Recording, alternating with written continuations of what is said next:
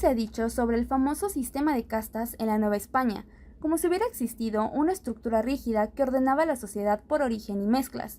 Cuando hoy escuchamos la palabra castas, solemos imaginar una sociedad organizada en grupos cerrados, donde cada persona nacía, vivía y moría dentro de su misma categoría. Es una idea que sugiere una estructura rígida, casi como una ley oficial que determinaba quién eras y qué podías hacer según tu origen.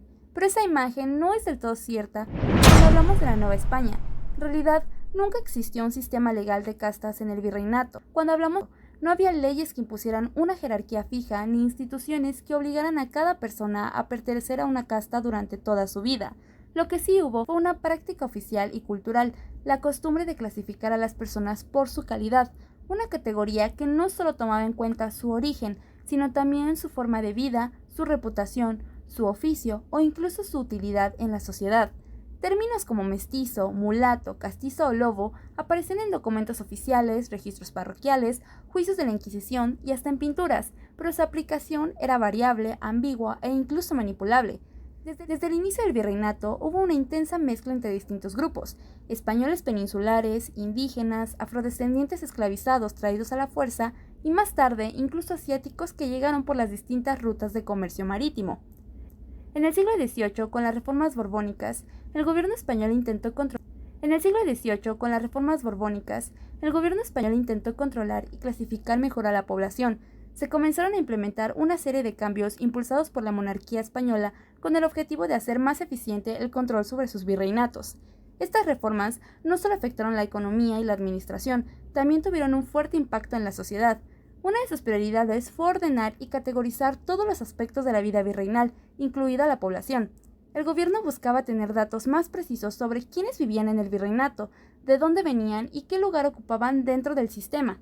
Esta necesidad de control derivó en un esfuerzo mucho más sistemático por registrar y clasificar a las personas según su origen, su ocupación, lengua, religión y otras características. En el siglo XVIII se comenzaron a producir las llamadas pinturas de castas, obras que buscaban representar visualmente las distintas mezclas entre españoles, indígenas, afrodescendientes y sus descendientes. Estas pinturas no solo mostraban combinaciones familiares comunes en la sociedad novohispana, sino que también revelaban una obsesión colonial, la de clasificar rigurosamente a una población cada vez más diversa. En muchos casos, estas pinturas no reflejaban mezclas reales o comunes. De hecho, algunas de las clasificaciones que aparecen en los cuadros de castas ni siquiera tienen respaldo en documentos oficiales de la época. Investigaciones recientes han demostrado que muchas de estas obras fueron creadas principalmente con fines de exportación, sobre todo hacia España, y no como un reflejo fiel de la realidad social. Eran, en gran medida, invenciones de los artistas para ilustrar visualmente una jerarquización idealizada del orden virreinal. Pero más allá de estas pinturas, existieron otros mecanismos mediante los cuales las autoridades novohispanas intentaron registrar y controlar a la población. En muchas parroquias de la Nueva España, los registros de bautismos, matrimonios y defunciones se organizaban separando a los individuos en categorías como indios, españoles y castas, evidenciando la clasificación social basada en el origen de cada persona. A esto se sumaba el uso del término gente de razón, para referirse a quienes no eran considerados indios ni negros, es decir, a los descendientes españoles o de mezcla de estos grupos, pero eran muy flexibles e incluso demasiado contradictorias.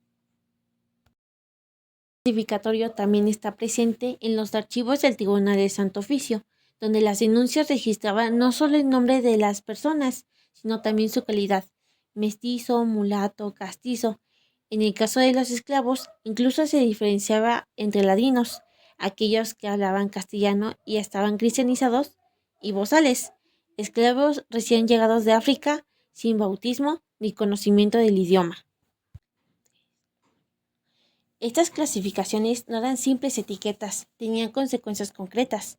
Influían en el trato que una persona recibía, en su valor social, en su acceso a la justicia y en sus posibilidades legales. Los censos también fueron una herramienta clave en este intento de control, aunque muchas veces imprecisa o incompleta. Además, otros documentos como testamentos o contratos de compraventa ofrecen más evidencia de cómo se registraba y clasificaba a la población. Aquí tenemos que dejar algo en claro. No existía algo como castas o razas. En la sociedad novohispana se hablaba de calidad, un término mucho más amplio y complejo. La calidad de una persona no solo dependía del color de su piel o su origen, sino también de su oficio, su posición económica, su conducta moral, su educación e incluso del reconocimiento social que tuviera en su comunidad. Las llamadas castas en la Nueva España no fueron un sistema legal ni una estructura social cerrada, más bien fueron una forma de interpretar y clasificar la complejidad de una sociedad marcada por el mestizaje, la movilidad y la diversidad. A través de conceptos como la calidad, las autoridades y sectores sociales buscaron nombrar y ubicar a las personas dentro de un orden que, en la práctica, era mucho más flexible de lo que las etiquetas hacían parecer. Estas categorías no eran fijas ni universales, variaban según el lugar, la época y hasta la conveniencia. En este contexto, el término castas no debe entenderse como una estructura rígida o estrictamente jerarquizada, como algunas interpretaciones modernas han sugerido. Tampoco se puede asumir que las clasificaciones presentes en los cuadros de castas reflejaran divisiones reales o absolutas dentro de la sociedad. Más bien, eran parte de un sistema complejo, cambiante y, en muchos casos, contradictorio, que intentaban dar orden a una realidad social profundamente diversa y mestiza. Hoy en día, los historiadores del periodo virreinal usan el término calidad para explicar cómo funcionaba esta compleja estructura social en el virreinato. Eso no quiere decir que en la vida cotidiana todas las personas se llamaran y se identificaran con esas etiquetas. Muchas veces esos términos eran impuestos desde arriba o usados en documentos oficiales, pero sirven para entender cómo las autoridades intentaban clasificar y organizar a la población. En realidad, la Nueva España fue un espacio de gran diversidad. Convivieron personas de orígenes europeos, indígenas, afrodescendientes e incluso asiáticos. A través de esa convivencia, a veces por necesidad, otras por elección, surgieron nuevas formas de vida, costumbres, lenguas y expresiones culturales que con el tiempo fueron moldeando lo que hoy entendemos como lo mexicano.